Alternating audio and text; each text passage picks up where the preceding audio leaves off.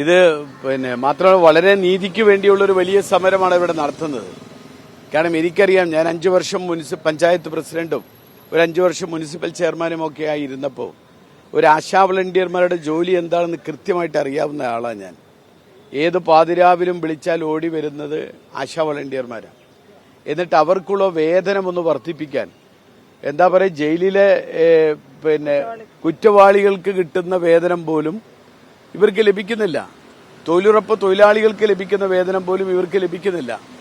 ഇവിടെ ഡ്യൂട്ടി സമയം എത്രയാണെന്ന് ചോദിച്ചാൽ 24 മണിക്കൂർ ഡ്യൂട്ടിയാണ്. അങ്ങനെയുള്ളൊരു പ്രവർത്തകർ നമുക്കറിയാം. പ്രത്യേകിച്ചും നമ്മുടെ കോവിഡ് കാലഘട്ടത്തിലൊക്കെ അവർ നടത്തിയ പ്രവർത്തനത്തെ വാക്കുകൊണ്ട് മാത്രം അഭിനന്ദിക്കുകയും ആശംസിക്കുകയും പ്രകീർത്തിക്കുകയും ചെയ്തുകൊണ്ട് കാര്യമില്ല.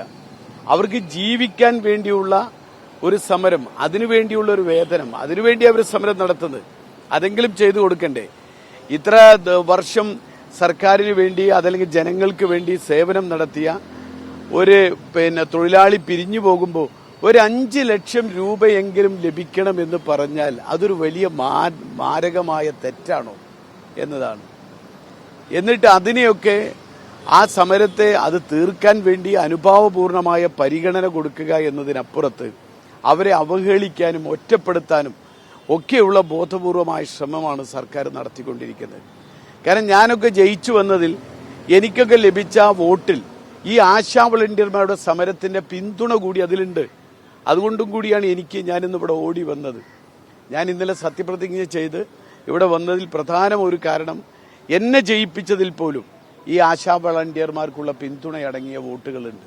അതുകൊണ്ടാണ് എനിക്കിവിടെ വരേണ്ടി വന്നത്. എന്തൊക്കെയായാലും ഇവരുടെ ഈ മാനുഷിക പ്രശ്നം, ഈ പ്രശ്നം സഭയ്ക്കകത്ത് ഉയർത്തിക്കാണിക്കാൻ, അതിന് ഇവരുടെ സമരത്തിന് അനുഭാവം പ്രകടിപ്പിച്ചുകൊണ്ട് ഏതൊരറ്റം വരെ പോകണമെങ്കിലും അതിന് സഭയ്ക്കകത്തായാലും പുറത്തായാലും എനിക്ക് കിട്ടുന്ന എല്ലാ അവസരങ്ങളും ഞാൻ വിനിയോഗിക്കും എന്നുകൂടി ഇവരെ അറിയിക്കാൻ കൂടി വേണ്ടിയിട്ടാണ് ഇവിടെ വന്നിട്ടുള്ളത്.